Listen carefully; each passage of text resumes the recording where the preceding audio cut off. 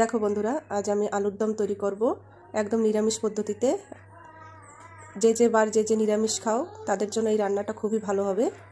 তো আমি এখন আলুগুলোকে সিদ্ধ করে নেব। দেখো ছোট ছোট আলু, এগুলোকে আমি খোসা ছাড়িয়ে নিয়েছি। এখন এগুলো সিদ্ধ করতে দেব। আর এখানে দেখো পোস্ত আর কাজু বাদাম আর টমেটো রাখা আছে, এগুলো আমি বেটে নেব। তো আমি আলুটা এখন সিদ্ধ করতে দিচ্ছি। আলুটা আমি কুকারে দিয়ে দিচ্ছি, সিদ্ধ তাড়াতাড়ি হবে।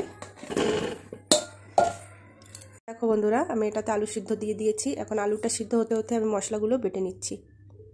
দেখো বন্ধুরা, আমার আলুটা সিদ্ধ হয়ে গেছে। এটাকে আমি এখন জল ঝরিয়ে নেব। আমার আলুটা সিদ্ধ হয়ে গেছে। এখানে কাজু বাদাম আর পোস্ত বাটা, এটা টমেটো বাটা, আর এটা শুকনো লঙ্কা, কাঁচা লঙ্কা আর জিরে ভেজে বেটে নিয়েছি। আমি কড়াইটাও বসিয়ে দিয়েছি। এখন কড়াইতে তেল দিচ্ছি। দেখো আমি এটাকে নুন হলুদ দিয়ে মাখিয়ে নিয়েছি। এখন এটা আমি ভেজে নিচ্ছি। তেলটাও আমার গরম হয়ে গেছে।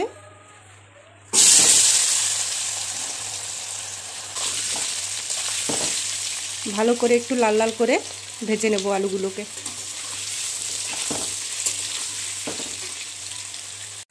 দেখো আমার আলুটা ভাজা হয়ে গেছে, লাল লাল হয়ে গেছে। এখন আমি এটাকে তুলে নিচ্ছি। আলুটা তুলে নিয়েছি। এখন এই তেলেই আমি দিয়ে দিচ্ছি দুটো তেজপাতা।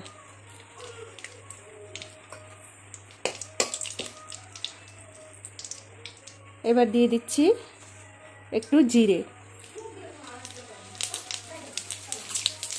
এবার দিয়ে দিচ্ছি একটু সর্ষে।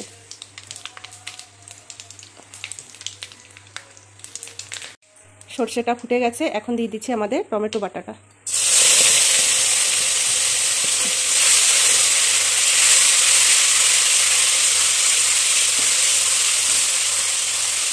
টমেটোটাকে একটু ভালো করে ভেজে নিতে হবে। টমেটো কাঁচা কাঁচা ভাবটা থাকবে না।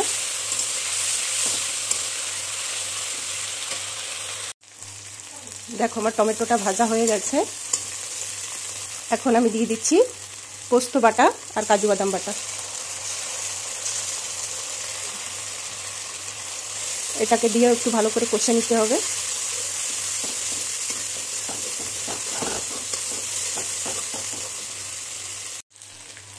পোস্ত কাজু বাদামটা দেওয়ার পরে একটু লেগে যায়, তো এই সময়টা একটু আঁচ কমিয়ে দিতে হবে, দিয়ে নাড়াচাড়া করে নিতে হবে।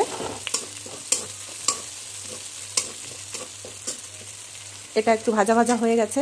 এখন আমি দিয়ে দিচ্ছি কাঁচা লঙ্কা, শুকনো লঙ্কা আর জিরে ভেজে বেটে রেখেছিলাম, সেটা এর ভিতরে দিয়ে দিচ্ছি। এটা দিয়ে একটু নাড়াচাড়া করে নিতে হবে।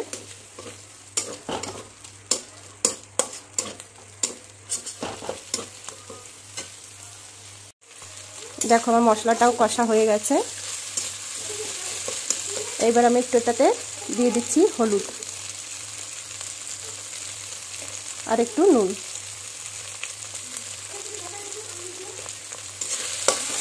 নুন হলুদ দিয়ে আর একটু ভালো করে নেড়ে চিড়ে নিতে হবে।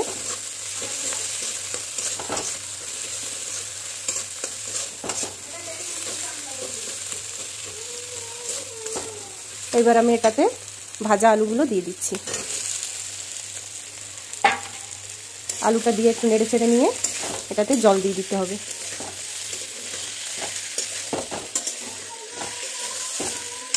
এবার আমি এটাতে জল দিয়ে দিচ্ছি একটু। আমি যে মশলা বেটেছিলাম সেই জলটাই দিয়ে দিলাম। দেখো এটাতে জল কম হয়ে গেছে, আমি আর একটু জল এটাতে অ্যাড করছি। যেহেতু আলুটা আমাদের সিদ্ধ, তো বেশি সময় ফুটাতে হবে না। এটা হতে হতে আমি অল্প একটু গরম মশলা বেটে নেব। আলুর দম করবো আর বাঙালি গরম মশলা দেবে না, এটা তো হতেই পারে না। তো আমি একটু গরম মশলা বেটে নিচ্ছি এটা ফুটতে ফুটতে। দেখো বন্ধুরা, আমার আলুর দমটা ফুটে উঠেছে। এই সময় আমি একটু চিনি অ্যাড করে দিচ্ছি এটাতে। গরম মশলাটুকু দিয়ে দিচ্ছি। গরম মশলাটা দেখো আমি বেটে হাতাটাই উঠিয়েছি, তো এটা আমি এখন দিয়ে দিচ্ছি। আমাদের বাড়িতে মশলা কম খায়, তবুও মাঝে মধ্যে খেতে হয়। তো নিরামিষ রান্নাটাতে একটু গরম মশলা না দিলে ভালো লাগে না। তোমরা এই রান্নাটাতে আদা ব্যবহার করতে পারো। আমাদের এখানে আদা 500-600 টাকা করে, তাই আমি আদা স্কিপ করলাম। আদা ছাড়াই তরকারি রান্না করলাম আমি। তোমরা এটাতে আদা দিতে পারো। আদা দিলে নিরামিষ তরকারিটা ভালোই লাগে। আমার রান্নাটা হয়ে গেছে। এখন আমি এটাকে নামিয়ে নেব। দেখো তরকারির রঙটা কত সুন্দর লাগছে। এখন এটাকে আমি নামিয়ে নিচ্ছি। ভাই দিদি ভাই, এই দেখো আলুর দম তৈরি হয়েছে, এখন খাইতে যাবো। আমি এখন আসি, টাটা বাই বাই, আবার যেন দেখা পাই।